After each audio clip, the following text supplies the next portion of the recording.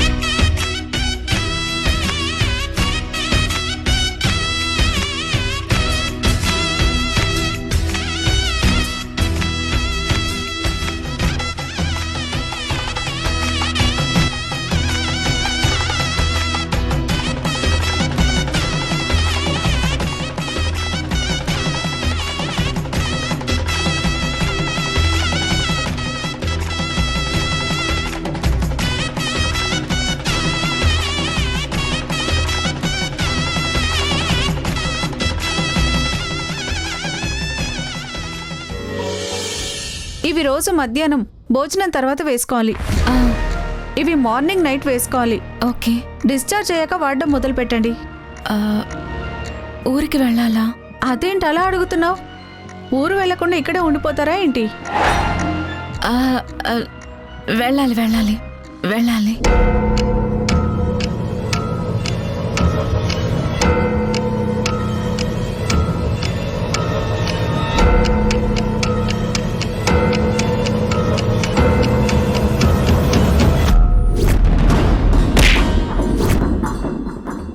ఊరికెళ్ళిపోవాలా? ఊరెళ్తే మళ్ళీ ప్రాణాన్ని చంపిన వీడియో నన్ను వెంటాడుతుంది. ఇక్కడున్న టెన్షన్ పోయిందనుకుంటే ఊళ్ళో ఇంకా పెద్ద టెన్షన్ ఎదురు చూస్తుంది. ఏం చేయాలి? అసలు దాని నుంచి ఎలా తప్పించుకోవాలి?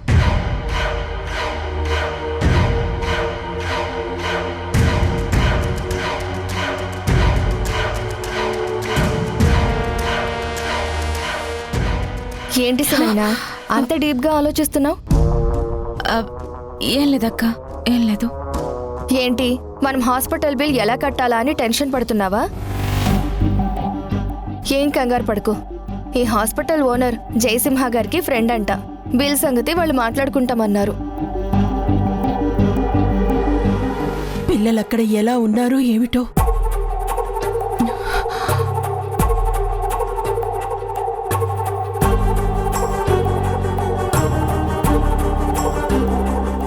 అక్క, నర్స్ అక్కకి టాబ్లెట్స్ ఇచ్చింది.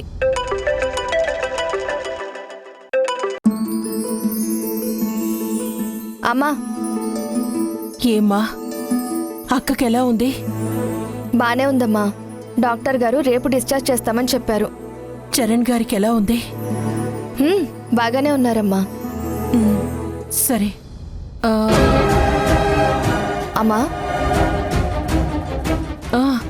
చెప్పమ్మా. అదేంటంటే మరి. ఏంటమ్మా ఆలోచిస్తున్నావు? డబ్బుల గురించా? ఇక్కడ హాస్పిటల్లో ఖర్చంతా చరణ్ గారే చూసుకుంటానన్నారు. ఆహా, అలాగా. ఏంటమ్మా నీ గొంతు వింటుంటే ఇంకా ఏదో మాట్లాడాలనుకుంటున్నట్టుగా ఉంది. అది ఏం లేదమ్మా. మీరు తిరిగి వచ్చేటప్పుడు కొంచెం జాగ్రత్తగా రండి. అలాగే అమ్మా. సునైనా ఎలా ఉంది? సునైనాకి చిన్న చిన్న దెబ్బలే తగిలాయమ్మా. ఇదిగో మాట్లాడు. అమ్మా, నేను బాగానే ఉన్నానమ్మా, ఏ ప్రాబ్లం లేదు. అమ్మా, ఆ ప్రణయ్ నుంచి ఏదన్నా ఫోన్ లాంటిది వచ్చిందా అమ్మా?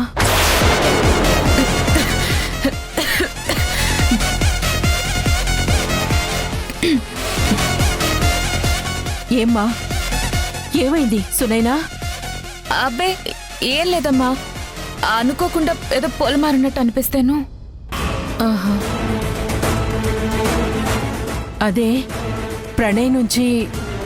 అబ్బే లేదమ్మా, అతను నాకేం ఫోన్ చేయలేదు, చేయడు. ఒకవేళ అతను ఫోన్ చేస్తే నాకు చెప్పమ్మా. అలాగేనమ్మా.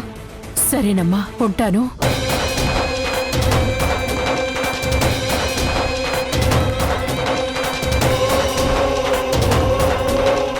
కృష్ణమ్మ, ఇక్కడ జరిగిన విషయం నువ్వు సునయనికి చెప్పాలనుకుంటున్నావా? అవును పిన్ని, చెప్పాలని గొంతు చివరి వరకు వచ్చింది. కానీ వెంటనే చెప్పడం ఎందుకు అనిపించింది? ఇప్పుడే పెద్ద ఆపద నుంచి బయటపడ్డారు కదా. కంగారు పడకు, వాళ్ళిద్దరూ రేపు వచ్చేస్తారు కదా. అక్కడ సమస్య నుండి బయటపడ్డామనుకొని వస్తున్న పిల్లలకి ఇక్కడికి రాగానే ప్రణయ్ వాళ్ళమ్మ చేసిన రాతంతా గురించి చెప్తే ఎంత కంగారు పడతారో పిన్ని.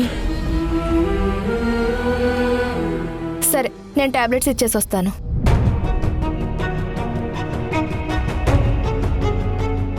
సడన్ గా అమ్మ ఎందుకు ప్రణయ్ ఫోన్ చేశాడా అని అడిగింది.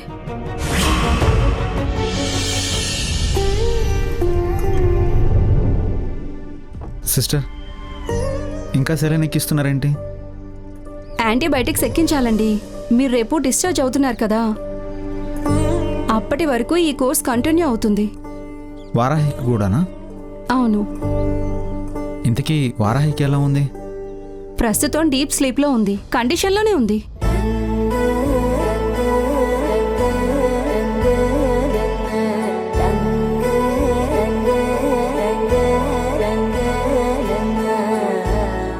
వారాహి పడుకోనుంది.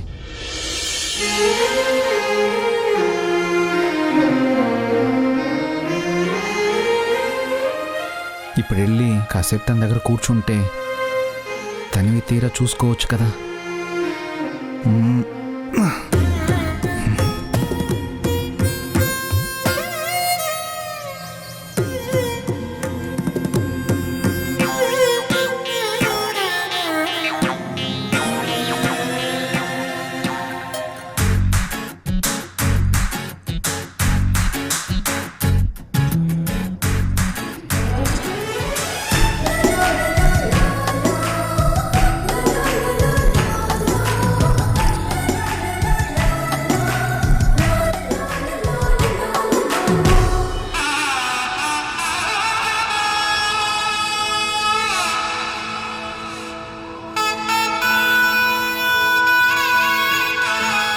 నేను కోరుకున్న ఒకే ఒక ఆడపిల్లవను.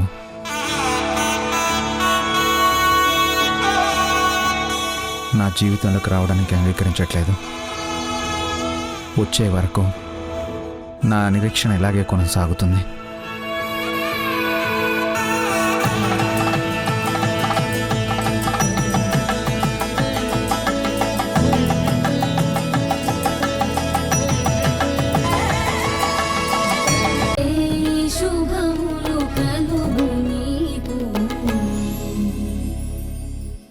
నువ్వు ఊరెళ్ళాక అరుంధతి నన్ను పిలిపించింది.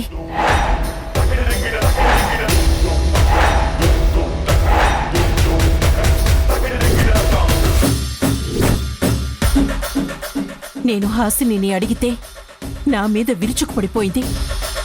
తనిష్టం అంటోంది.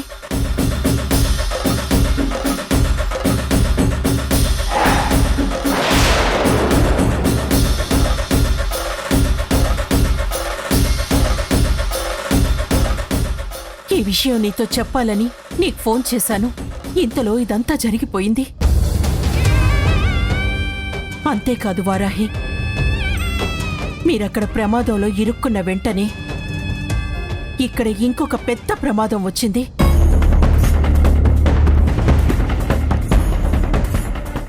ఏంటమ్మా అది?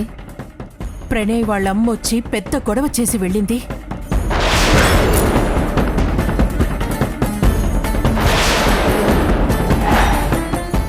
ఏమని? మన సందు చివర ప్రణయ్ రక్తంతో తడిసిన చొక్కా దొరికిందట.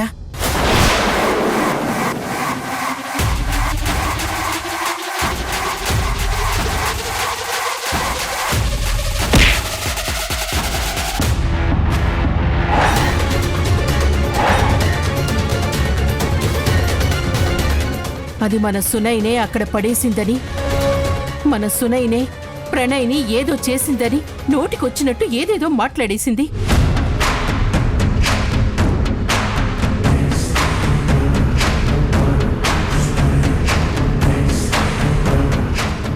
సునైనా హైదరాబాద్లో ఉంటే ఇక్కడ షర్ట్ ఎలా పడేస్తుందంట? అదే మాట మేము అడిగేవులే. అడిగితే ఏమంది? ఏమంది? పోలీస్ స్టేషన్కి వెళ్తాను, సునయనికి శిక్ష వేయిస్తాను అని ఏదేదో వాక్కుంటూ వెళ్ళిపోయింది.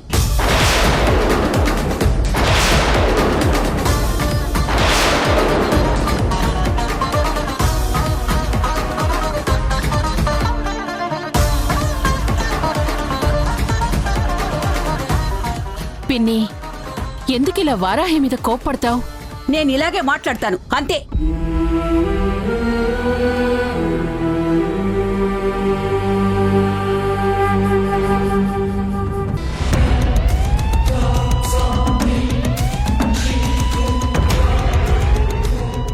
ఏమ్మా తల్లి వచ్చారా? సార్, మా అబ్బాయి కేసు గురించి ఎవరో ఆఫీసర్ గారు వచ్చారని పెద్ద ఆఫీసర్ గారు చెప్పారు సార్. అందుకే తల్లి మేము ఇక్కడ నిలబడింది. ఏం సార్, మీరు మా పిన్నిని పంపించేశారని ఎస్పీ గారు ఏమన్నా తిట్టి పర్మిషన్ ఇచ్చారా? కాదురా, మేం తిట్టావని మీరు ప్రణయ్ షర్ట్ గురించి ఎస్పీ గారికి కంప్లైంట్ ఇచ్చారు కదా, ఆయన వెంటనే మమ్మల్ని తిట్టి ఒక స్పెషల్ ఆఫీసర్ని హైదరాబాద్ నుంచి ఇక్కడికి పిలిపించారు. అవునా? ఆయన వస్తున్నారా? ఆయన కాదు, ఆవిడ DCP Anusha madam.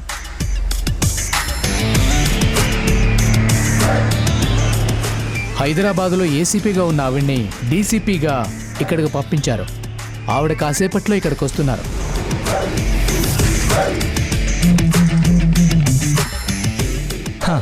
Lady ఆఫీసరా? Lady అని అంత తేలిగ్గా తీసిపడేయకు, ఆవిడ చాలా స్ట్రిక్ట్ ఆఫీసర్.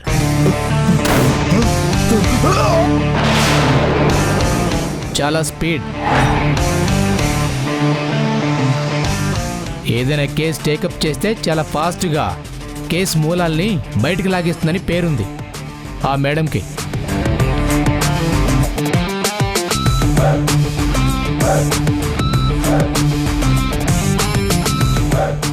ఇక మీ వాడి కేసు తేలే వరకు మాకు పరుగులే.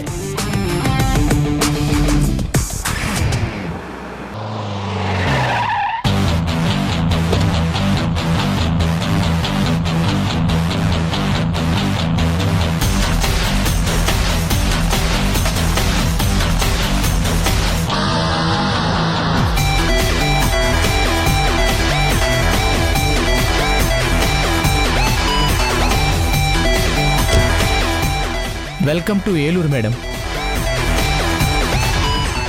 ఇన్స్పెక్టర్ అలెగ్జాండర్, నువ్వేమైనా తప్పు చేసావా? లేక నాతో నీకేమైనా పనుందా? అదేంటి మేడం అలా అడిగారు? మరి నన్ను ఎందుకు కాకపడుతున్నారు? మేడం, స్టేషన్కి కొత్తగా పై ఆఫీసర్ వచ్చినప్పుడు బొకే ఇస్తే కాకా అంటారేంటి మేడం? మీకు వెల్కమ్ చెప్పడం మా డ్యూటీ మేడం. నువ్వు నిజాయితీగా నీ డ్యూటీ చేయాలనుకుంటే నాకు బొకేతో వెల్కమ్ చెప్పడం కాదు, ప్రణయ్ గారి ఫైల్ పట్టుకుని వెల్కమ్ చెప్పాలి. అబ్బో, ఇన్స్పెక్టర్ గారు చెప్పిన దానికంటే ఎక్కువే ఉంది ఇవిడ. ఫైల్ ఏది? ఉంది మేడం, తెస్తాను మేడం. మేడం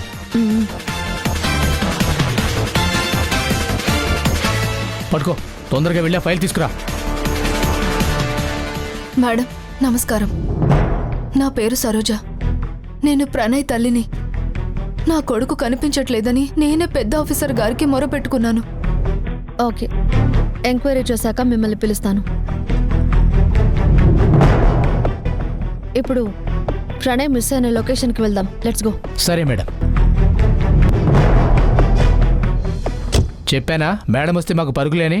ఏయ్ రండి. రే నిఖిల్, వాళ్ళు అక్కడికే వెళ్తున్నారా? మనము వెళ్దాం పదా. అబ్బా, ఆవిడ అసలే పవర్ఫుల్ ఆఫీసర్లా ఉంది, మనం అక్కడికెందుకు పిన్ని? మళ్ళీ మనల్ని ఏమన్నా అడుగుతుందేమో. రే, మనమెందుకు అంటావేంట్రా? కనిపించకుండా పోయింది నా కొడుకురా, వేరే వాళ్ళ కొడుకు కాదు. పద వెళ్దాం. అమ్మో, ఆవిడ స్పీడ్ చూస్తుంటే ప్రణయ్ గడు బతికే ఉన్నాడని కనిపెట్టేస్తుందేమో. అమ్మో, నేను ఇరుక్కుంటానేమో. ఈవిడికేమో ఇదేమీ తెలీదు. చా. రే నిఖిల్, రారా. వస్తున్నా పిన్ని. అక్కడ ప్రాణాలు పోకుండా కాపాడుకొని వస్తే ఇక్కడికి రాగానే ఇంత టెన్షన్ పెట్టేంత పని చేశాడు వీడు. అసలు ప్రణయ్ని కాదు, ఇలాంటి దుర్మార్గుల్ని చంపేయాలి.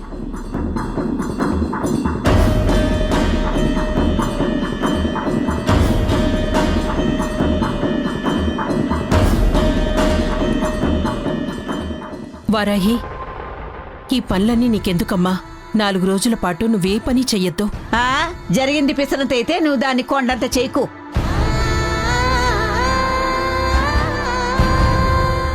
నా మనవరాలు హాసిని అక్కడ అష్ట కష్టాలు పడుతూ దాని పనులు అది చేసుకోవడం లేదా? ఈ మనవరాలు కళ్యాణికి యాక్సిడెంట్ అయినప్పుడు దీని పనులు ఇది చేసుకోలేదా? ఎక్కువ దెబ్బలు తగిలాయా నీ కూతురికి? ఇంతోటి దానికే పనులు మాన్పించి కూర్చోపెట్టకు దీన్ని. పిన్ని, అమ్మా, అమ్మమ్మ కరెక్ట్గానే చెప్పింది. మనం పనులు మానేసి ఇంట్లో కూర్చుంటే మన జీవితాలు ఎవరు నడుపుతారు, ఎవరు దిద్దుతారు? వారాహి, మీ అమ్మమ్మ మాటల్ని పట్టించుకొని నువ్వు ఆ పని చేసేస్తా, ఈ పని చేసేస్తా అనకమ్మా. 2 రోజులు విశ్రాంతి తీసుకోమ్మా. ఆ నడిపించడాలు, సరిదిద్దడాలు నేను చూసుకుంటాను. ఆల్రెడీ నువ్వు వెళ్ళి సరిదిద్దాలని ట్రై చేస్తే చిరాకుపడి పంపించిందని చెప్పావు కదమ్మా. అంటే? అవునమ్మా, హాసిని దగ్గరికి బయలుదేరటానికి నేను రెడీ అయ్యాను.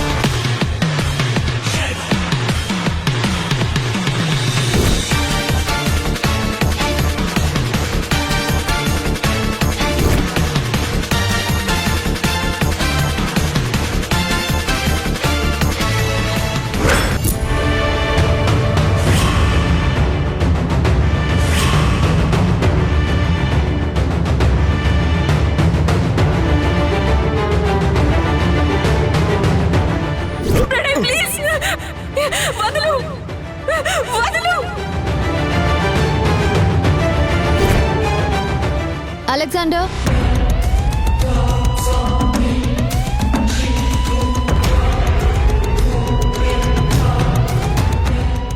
మేడం, అక్కడ ఏముందో చూడండి.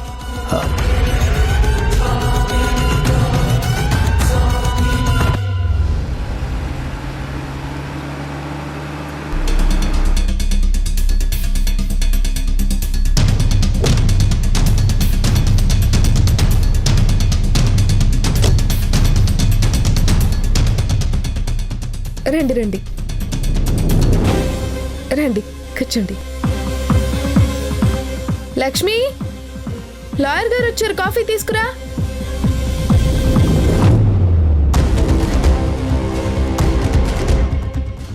లాయర్ గారు, నోట్స్ ప్రిపేర్ చేశారా? అయిపోయిందమ్మా. పాయింట్స్ చదువుతాను, ఏవైనా కరెక్షన్స్ ఉంటే చెప్పండి. మెయిన్ పాయింట్, మీకు పెళ్ళయి 6 నెలలైనా ఇంతవరకు మీ మధ్య ఏ విధమైనటువంటి భార్యాభర్తల బంధం ఏర్పడలేదు.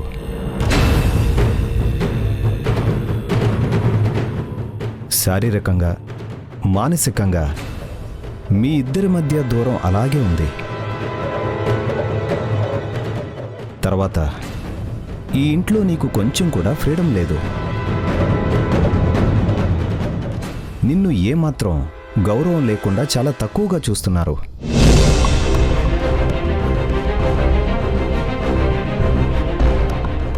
ముఖ్యమైన పాయింట్ ఇది, రాసుకోండి. ఈ ఇంట్లో నాకు భద్రత లేదు.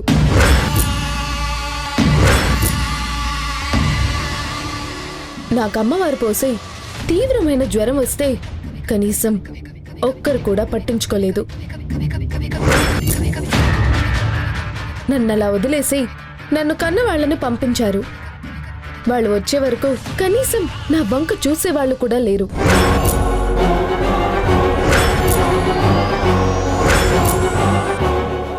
నాకు నచ్చిన తిండి తిననివ్వరు, వాళ్ళతో కలిసి కూర్చొని తిననివ్వరు. వాళ్ళు తిన్నాకే నేను తినాలి, లేదంటే నన్ను నానా మాటలంటారు.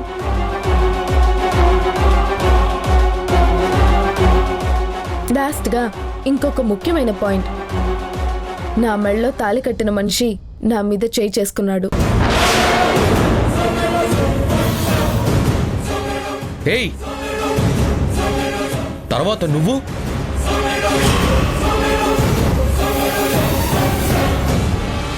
తర్వాత నేను అతడి మీద చేయి చేసుకున్నానని నా కన్న వాళ్ళని పిలిచి వాళ్ళ ముందు నన్ను దోషం చేసి నిలబెట్టారు. నా చేత క్షమాపణలు చెప్పించారు. నన్ను కన్న మనిషి కూడా వీళ్ళకి క్షమాపణ చెప్పే వరకు వదలలేదు. అమ్మో చూడు, అన్నీ మనసులో పెట్టుకుందమ్మా,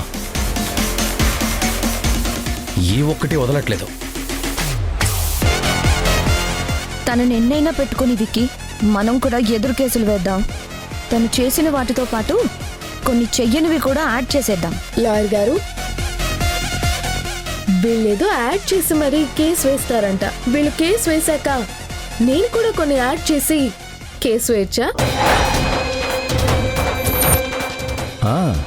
ఎందుకు చేయకూడదమ్మా? ఎన్ని కావాలంటే అన్ని చేసుకోవచ్చు. అయితే ప్రస్తుతం ఇలాగే వేసేయండి కేసు. రేఖ, నువ్వు అనవసరంగా మాట్లాడుకో, నేను చూసుకుంటాను.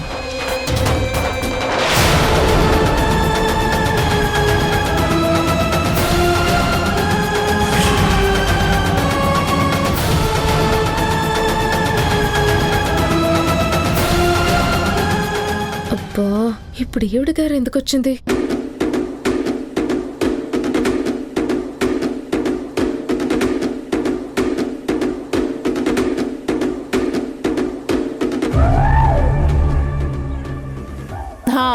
వచ్చావా? రా రా రా రా రా రా.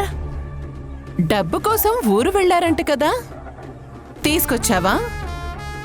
అదేంటి ఖాళీ చేతులతో వచ్చావు మరి? డబ్బులు వెనక తన చెల్లెలు మోసుకొస్తున్నారేమో అమ్మా. నేను డబ్బులు తీసుకుని రాలేదు, ఇంకా మాకు డబ్బులు అందలేదు. మరి ఇప్పుడు ఎందుకు వచ్చినట్టు? నా చెల్లెలితో మాట్లాడటానికి వచ్చాను. నేనెవరితోనూ మాట్లాడను. మాట్లాడదు, ఎందుకంటే మాట్లాడితే తన పనులన్నీ బయటపడతాయి కదా.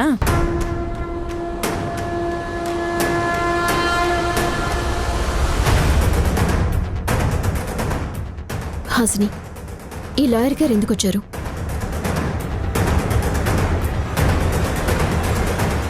లాయర్ గారు, మీ ఇంట్లో ఆడపిల్లలున్నారా? ఉంది. నా ఒక్కగానొక్క కూతురు దివ్య, నాకు ప్రాణం. తనేం చేస్తుంటుంది సార్? ఈ మధ్య పెళ్ళై అత్తారింట్లో ఉంది. మీ అమ్మాయి జీవితం బాగుండాలని కోరుకుంటున్నాను, కానీ ఊరికి ఒకటి ఊహించండి. ఒకవేళ మీ అమ్మాయి జీవితం అత్తగారింట్లో సుఖంగా లేకపోతే?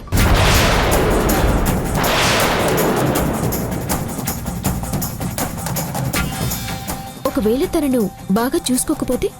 అలాగేం జరగదు, ఎందుకంటే తన అత్తమామలు చాలా మంచివాళ్ళు. దివ్యాని చాలా బాగా చూసుకుంటారు. పోనీ ఒకవేళ మీ అమ్మాయి వాళ్ళని మిస్అండర్స్టాండ్ చేసుకొని గొడవ పడితే? మా అమ్మాయి అలా చేయదు. ఒకవేళ చేస్తే సార్, మీ అమ్మాయి విడాకులు కావాలి అంటే?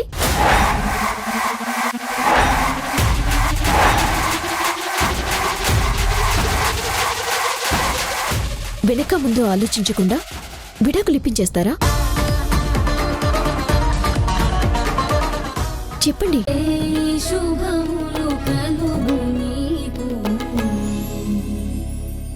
వారాహి ఇంకా రాలేదేమిటో?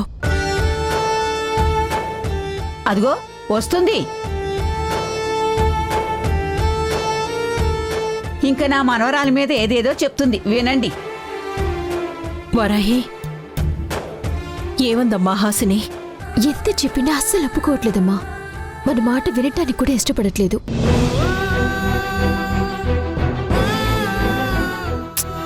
మంచి ఇది చెడు అని క్లియర్ గా కనిపిస్తున్నా అసలు ఇంతమంది చెప్తున్నా హాసిని ఎందుకు ఇలా చేస్తుందో. నా మనవరాల్ని నువ్వేమనకు. పాపం అదక్కడ ఎన్ని తిప్పలు పడుతుందో ఏమో. అంటే హాసిని విడాకులు తీసుకోవాలనుకోవడం కరెక్ట్ అని చెప్తున్నావా? అని నేను అన్నానా? ఏదో దాని బాధని అర్థం చేసుకోమంటున్నాను అంతే.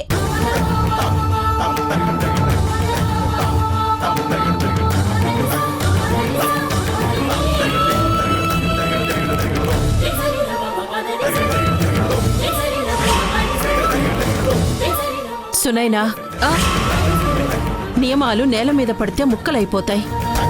స్టూల్ వేసుకొని ఎక్కితుడు. సరే అమ్మా.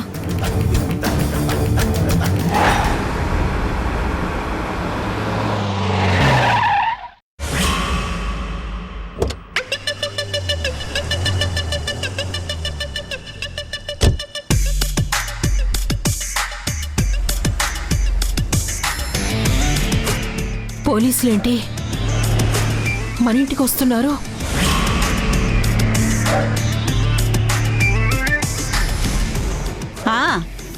ఆ సరోజ కొడుకు చొక్కాతో పోలీస్ స్టేషన్కి వెళ్తానని చెప్పింది కదా, అది వెళ్ళి వీళ్ళని పంపించినట్టుంది.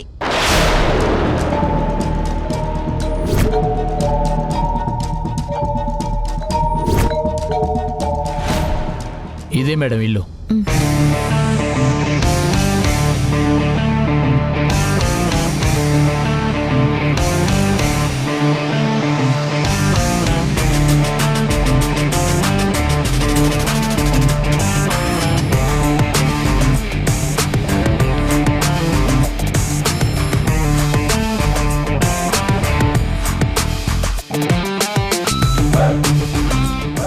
ఆగండి.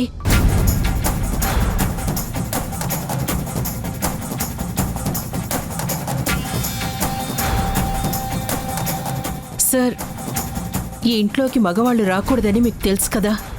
ఓ అవునా?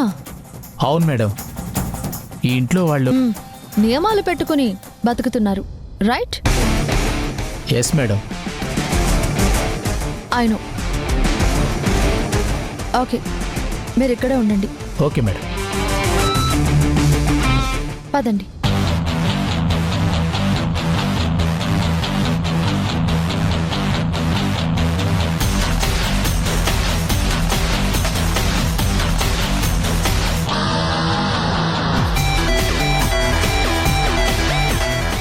మేడం, మీరు? I'm Anusha, DCP. ప్రణయ్ కేసు ఇన్వెస్టిగేట్ చేయడానికి ఇక్కడికి వచ్చాను.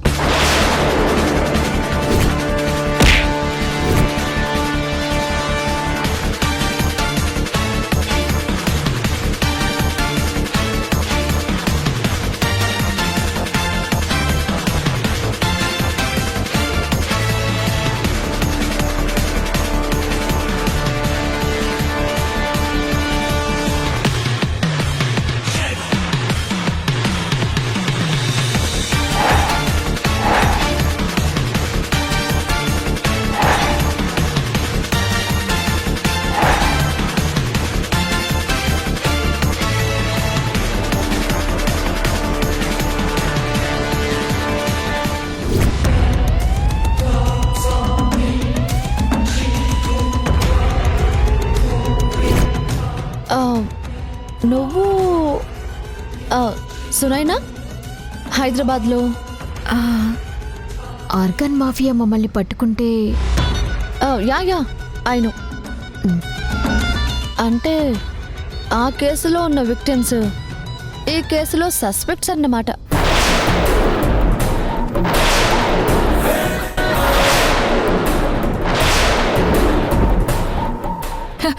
నాకేం తెలీదు. నేనేం చేయలేదు మేడం, నాకేం తెలీదు. అందరూ ఒకసారి ఇటు రండి.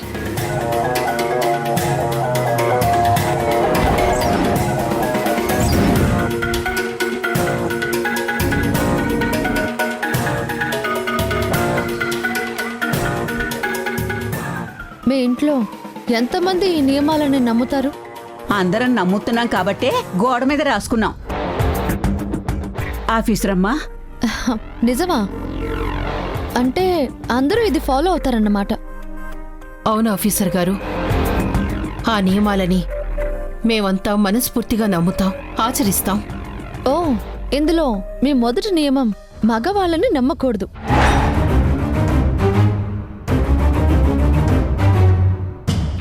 ఇదొక్కటి చాలు నిన్ను అనుమానించడానికి.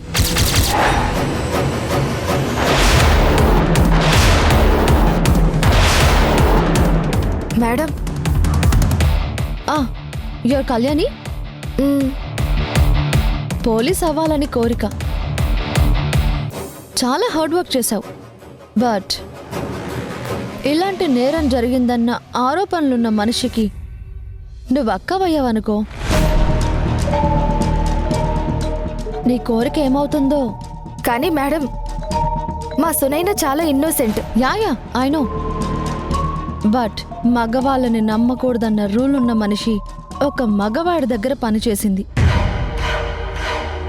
అది ఆడపిల్లని బ్యాడ్గా చూసే క్యారెక్టర్ ఉన్న మనిషి. ఊళ్ళో మంచి పేరే లేని ఒక మగాడి దగ్గర పనిచేసింది. అతను ఇప్పుడు కనిపించకుండా పోయాడు.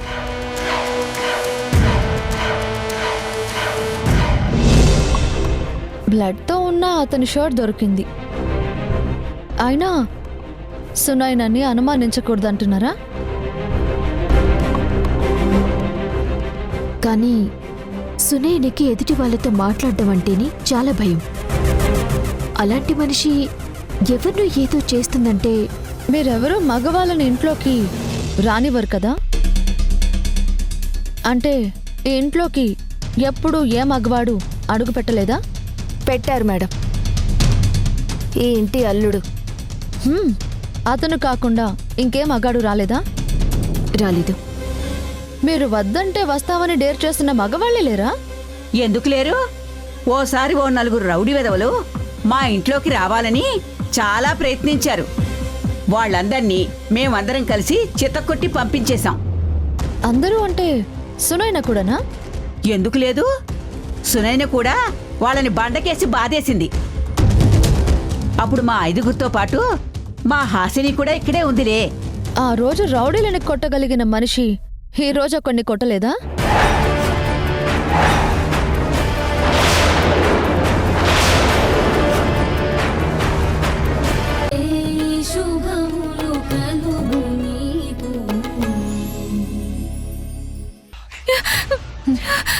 కూర్చో. చూడండి, నేను చేసేది ఓన్లీ ఎంక్వైరీ. పోలీసుల స్టైల్లో ఇంట్రాగేషన్ కాదు. సునైనాకి ఎలాంటి ప్రాబ్లం జరగదు. మీరందరూ కోఆపరేట్ చేసి నిజం ఒప్పుకుంటే మీ అందరూ సేఫ్గా ఉంటారు. ఓకే? కానీ మాకేం తెలీదు మేడం. అది నేను అడిగినప్పుడు చెప్పండి.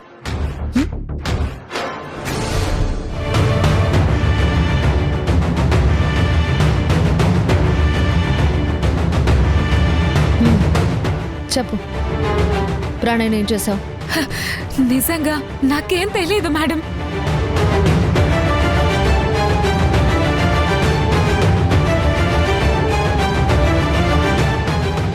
ఆ రోజు ప్రణయ్తో పాటు ఇంటికి వెళ్ళావు కదా?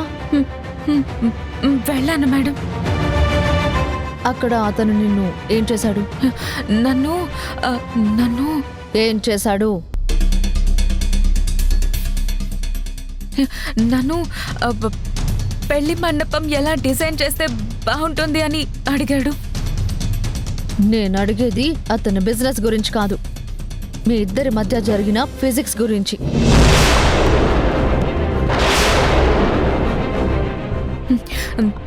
తనేం చేయలేదు మేడం. ఏయ్, అయ్యో,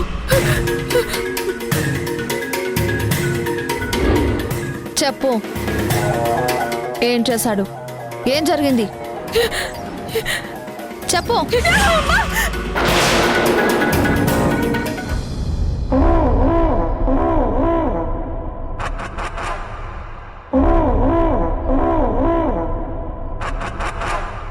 విక్కీ, మనకు కావలసిన డబ్బు కోసం కృష్ణ తులసి చేసిన ప్రయత్నం రివర్స్ అయి వాళ్ళనింకా పెద్ద కష్టంలోకి పంపించింది. సో వాళ్ళకింక డబ్బు పుట్టే దారే లేదు. సో వాళ్ళు మన బాకీ తీర్చలేరు. సో చీర సాంప్రదాయం మన చేతికి వచ్చేయడం ద్వారా మనకి ఊళ్ళో బిజినెస్ ఎక్స్పెన్షన్ చేసే అవసరం పడుతుంది.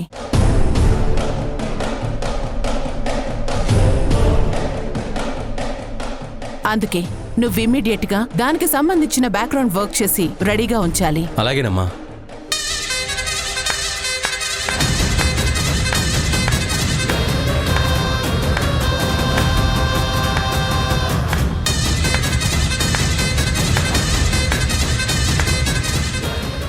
మంచి ఆలోచన, సరైన ఆలోచన.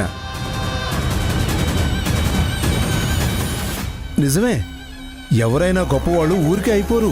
నువ్వెందుకొచ్చావు? ఏంటమ్మా? నువ్విక్కడికి ఎందుకొచ్చావు? అదేంటమ్మా అలా అడిగేశావు? నువ్వు నాకు చెల్లెలవి. Stop it. నీకు ఆల్రెడీ చెప్పాను, నువ్వు ఏ రోజు మాతో బంధుత్వం ఉంది అని అనుకోవద్దు అని. అది కాదమ్మా. ఇక్కడ నీకు మాతో పనేంటి? ఒకవేళ మాతో పనుంటే అది నీ పని కాదు. మా పని అయ్యుంటే అప్పుడు ఇంటికి రా, లేదంటే రావద్దు.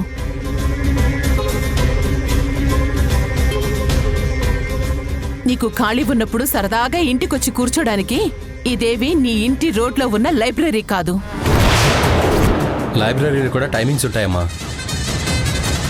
ఇతను మన ఇంటిని ఈ ఊరు రచ్చబండ అనుకుంటున్నాడు. అయ్యో అదేం లేదు బాబు. ఏమ్మా, నేను ఇంటికి ఎప్పుడొచ్చినా ఏం అనేదానివి కాదు. ఇప్పుడు ఎందుకు నా మీద అంత చిరాగ్గా ఉన్నావు? ఇంకా అర్థం కాలేదా? నువ్వు మాటి మాటికి ఇంటికొచ్చి నీ మాటలతో హాసినిని ఇన్ఫ్లుయెన్స్ చేశావు. అందుకే ఈరోజు హాసిని బిహేవియర్ ఇలా మారిపోయింది.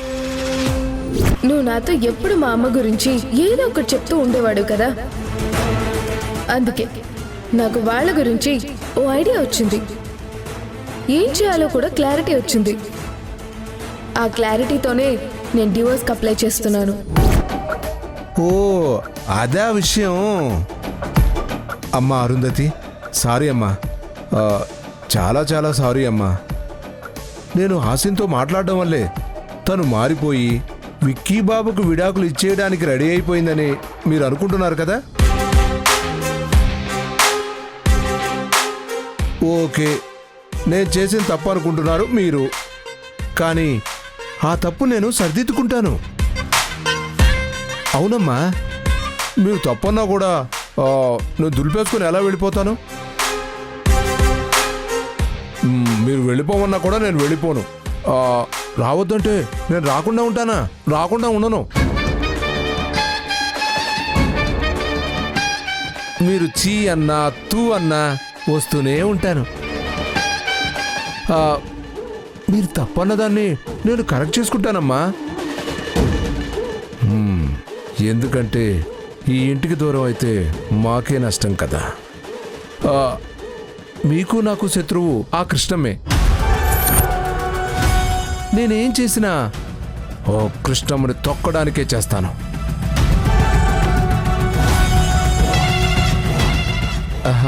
అందుకే హాసిని తనకి దూరం చేయాలన్న ఆలోచనతోనే నేను అలా మాట్లాడానమ్మా. అప్పుడు అలా మాట్లాడాను. ఇప్పుడు విడాకులు తీసుకోవడం తప్పని మాట్లాడతాను. ఒక్కసారి డెసిషన్ తీసుకున్న తర్వాత అమ్ముండి దాన్ని మార్చడం నీ వల్ల అవుతుందా? కృష్ణమ్మ మీదే కోపం పుట్టించగలిగిన వాడిని. విక్కీబాబుతో విడాకులు వద్దు అని తను ఒప్పించలేనా?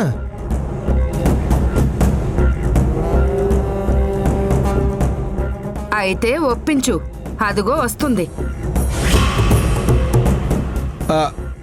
అమ్మా హాసిని, ఒకసారి ఇలా రామ్మా. నాకు మీతో పనేం లేదు. ఆహా, సరే నేనే వస్తానమ్మా.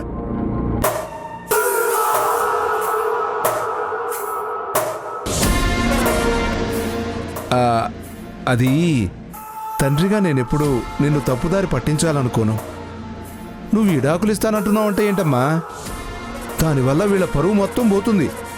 నీకు బయటకు పెడితే వాల్యూ ఉండదు. ఏంటమ్మా ఇదంతా? నువ్వు విడాకుల గురించి మర్చిపోమ్మా. నిన్ను వీళ్ళంతా మంచిగా చూసుకుంటారు. నానా నానోయ్, వీడేంటి హడావుడిగా వస్తున్నాడు? నానోయ్, నాన్న నీకోసమే ఇంటికి వెళ్తుంటే నీ బైక్ ఇక్కడ కనిపించింది. రే, ఎక్కడ బైక్ కనిపిస్తే అక్కడికి వచ్చేయడమేనా?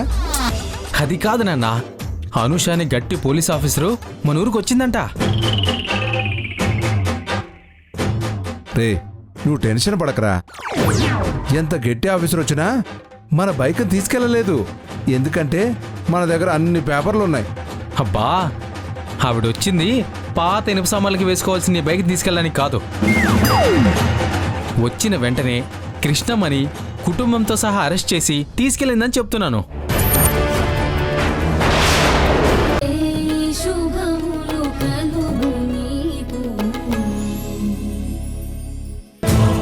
ఆ నేరంలో వీళ్ళందరి ప్రమేయం ఉందని నేను ప్రూవ్ చేశానంటే వీళ్ళందరికీ శిక్ష పడుతుంది.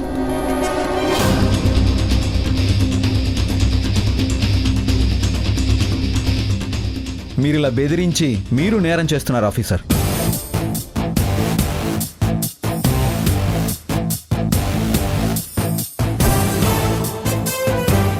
ఓ మనిషి కనిపించట్లేదనే కేసులో అనుమానం ఉన్న మనిషిని తీసుకురావడంలో తప్పులేదు గాని ఇలా ఇంట్లో ఉన్న అందరినీ తీసుకొచ్చి ఎలా ఇంట్రాగేట్ చేస్తారండి? నేను ఇక్కడికి వచ్చింది ఇంట్రాగేషన్ చేయడానికి. ఇంట్రాగేషన్ ఎలా చేయాలో నేర్చుకోవడానికి కాదు.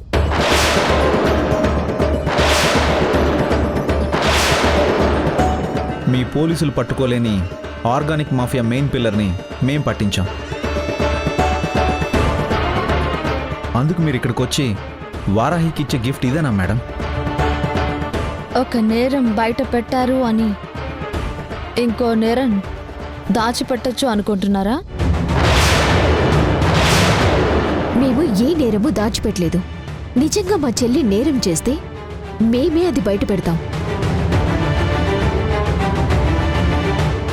ఎందుకంటే నేరాన్ని దాచిపెట్టడం కూడా పెద్ద నేరమని మాకు తెలుసు.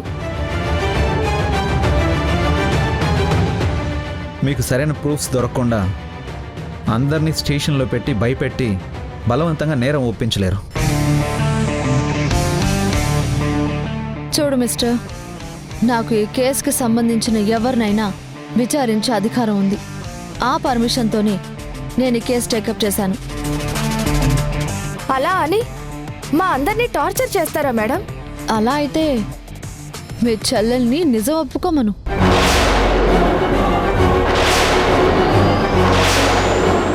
చూడండి, మీరిలా మొండిగా ఉండడం మీకేం మంచిది కాదు.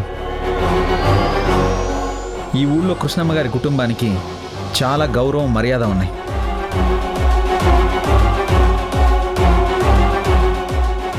ఇప్పటికే ఊళ్ళో వాళ్ళందరూ ఈ విషయం గురించి మాట్లాడుకుంటున్నారు. వాళ్ళంతా ఓ డెసిషన్ తీసుకొని స్టేషన్ మీదకి వచ్చారంటే ఆ జనాన్ని కంట్రోల్ చేయడానికి మీరు స్పెషల్ ఫోర్స్ను పిలిపించుకోవాల్సి వస్తుంది. ఒక్కసారి ఆలోచించుకోండి.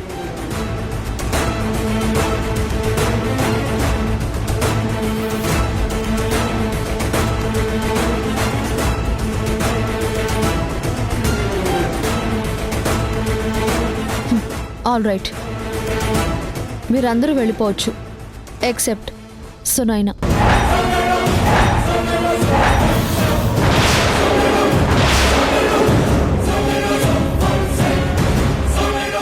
అదేంటి మేడం, సునైనా సస్పెక్ట్ని విచారించే అధికారం నాకుంది. కాదు అంటే నిజంగానే మీరందరూ నేరస్తులవుతారు.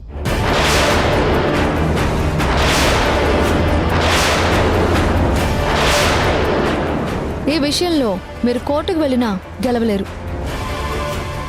నా విచారణ పూర్తి చేసి గాని నేను సునైనాని పంపించను. సునైనా, నువ్వు ఏ నేరము చేయలేదు. నేరం చేయనప్పుడు ఎవ్వరికి భయపడాల్సిన అవసరం లేదు. అంతేకాదు చీకటి పడ్డాక ఆడవాళ్ళని స్టేషన్లో ఉంచకూడదు. ఖచ్చితంగా ఇంటి దగ్గర దింపేయాలి. ధైర్యంగా ఉండు సునైనా, నీకేమీ కాదు. జాగ్రత్త.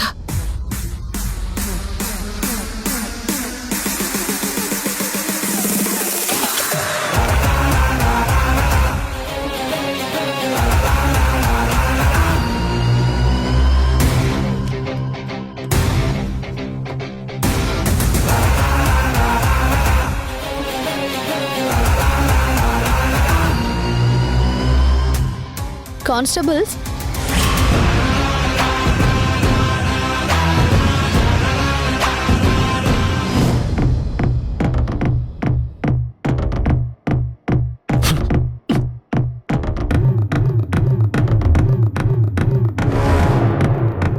ఏంట్రా హాసిని విడాకులు కావాలంటుందనే కోపాన్ని ఎలా తీర్చుకోవాలో అర్థం కావట్లేదా? లేక విడాకులు అయ్యేలోపు తనని ఎలా టార్చర్ పెట్టాలా అని ఆలోచిస్తున్నావా?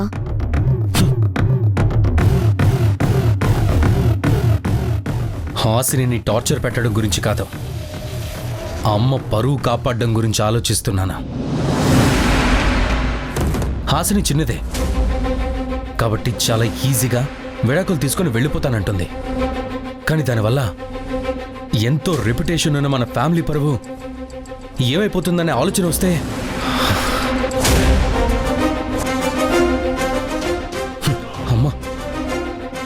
అమ్మ ఎందుకంత టెన్షన్ పడుతుందో నాకు అర్థమవుతుంది.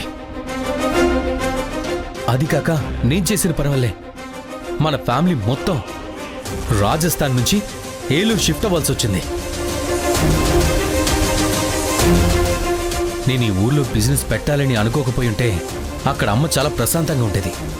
ఇక్కడికి రావడం వల్ల అమ్మకి మనశ్శాంతి లేకుండా నేనే చేశాను. అందుకే నాకు చాలా బాధగా ఉంటుంది, చాలా ఫ్రస్ట్రేషన్ వస్తుంది. కానీ అదంతా హాసిని మీద చూపించలేకపోతున్నాను. నువ్వు ఈ ఫ్రస్ట్రేషన్ని హాసిని మీద చూపించినా చూపించకపోయినా ప్రాబ్లం ఏం లేదు. కానీ అమ్మ ముందు మాత్రం నీ ఫీలింగ్స్ని బయట పెట్టుకో. అదొక్కటే కాదు, హాసిని ముందు కూడా ఈ బాధని బయట పెట్టుకో. నీలో నువ్వు ఇంత స్ట్రగుల్ అయిపోతున్నావని హాసినికి తెలిస్తే అది నిన్ను ఇంకా ఎక్కువ ఆడేసుకుంటుంది. నిజమే, నేను అది ఆలోచించలేదు. కానీ ఇదంతా ఎలా బయటపడేయాలో అర్థం కావడం లేదు. అందుకే ఇలా. నువ్వు హాసిని ఏం చేయలేకపోవచ్చు వికీ, కానీ నేను మాత్రం తనని వదలను. వాళ్లలో ఎవరిని వదలను. హాసిని నిన్ను అమ్మని టార్చర్ పెడుతుంటే వారాహి నా మనసుతో ఆడేసుకుంటుంది.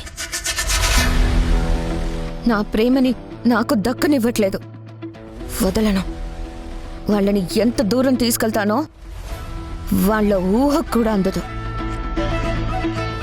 వాళ్ళకలా జరుగుతుందని అర్థమై వెనక్కి తిరిగి చూసుకుంటే వాళ్ళ జీవితాల్లో దిద్దుకోలేనంత తప్పు జరిగిపోయి ఉంటుంది. దానికోసం నేను చాలా పెద్ద ప్లాన్ ఆలోచించాను. ప్లానా? ఏంటది? అదంతా తర్వాత చెప్తాను.